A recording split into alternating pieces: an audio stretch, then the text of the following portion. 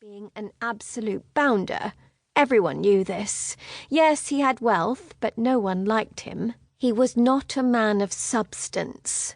As a matter of fact, he was older and had a reputation for leering at the young ladies. Chase had heard of Victoria Kirby, daughter of the Marquess of Halford. Her reputation was all but legend in the ton.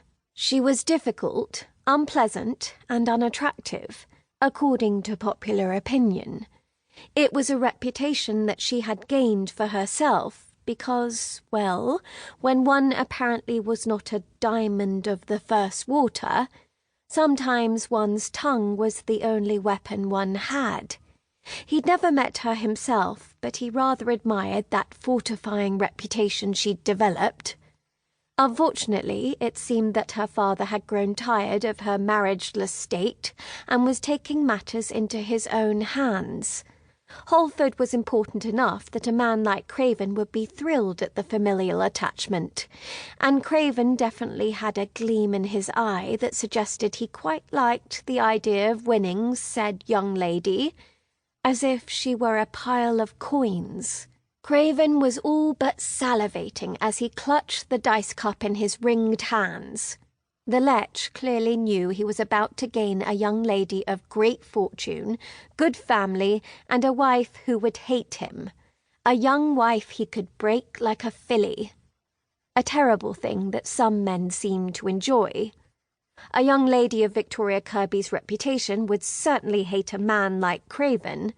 She had a reputation for intelligence, for wit, and for the ability to cut a gentleman down, something, once again, that Chase admired, something Craven would love to blot out.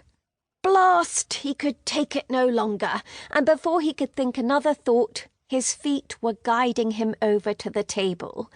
He stood between the two gentlemen and placed his snifter down, declaring his intention to stay. "This is a devil's bargain," he drawled. Halford shrugged. "Devil's bargain it may be, but happening it is." Chase ground his teeth, but asked with deadly calm, "Are you truly gambling your daughter away?" "You have eyes and ears, your grace," Halford stated, lifting a brow, completely unashamed. It was all he could do not to throttle the man. But that would not aid Lady Victoria in the slightest. Instead, he gave a cold smile. "Then I shall wager." "Shall you, your grace?" Halford said lightly, though there was a sudden brightness to his gaze. "I am most surprised. I heard you've no interest to marry." "I have no interest," he agreed, pulling back the chair before him and sitting at the table. "But I cannot wait by and witness this unfold. Since no one is going to step forward and rescue the lady, I find that I must." Craven gave him a dark stare. "Your presence is not required, and I am about to win." "Not while I'm here," Chase replied evenly, though his insides coiled. Bloody hell, he wished he could smash Craven's face against the table. But dukes didn't do that. Oh no, dukes used other weapons of destruction. Halford gave him a quick, nervous look, then passed the dice and cup over to him. "We're playing best 2 out of 3, your grace. If I lose, Craven wins her. Are you throwing your hand in?" "It seems so," Chase stated. Halford's strange determination to play this out struck him as odd.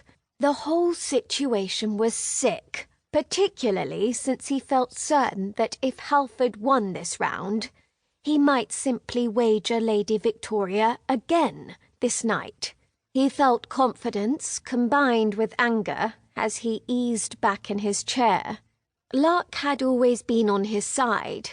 Even when the darkest day of his life had unfolded, Lady Fortuna had laid a gilded carpet before him for his feet to tread. Chase didn't lose at cards or at dice, not when he chose to play. All his life he'd been an incredibly lucky individual, whether it had been on the battlefield or in the halls.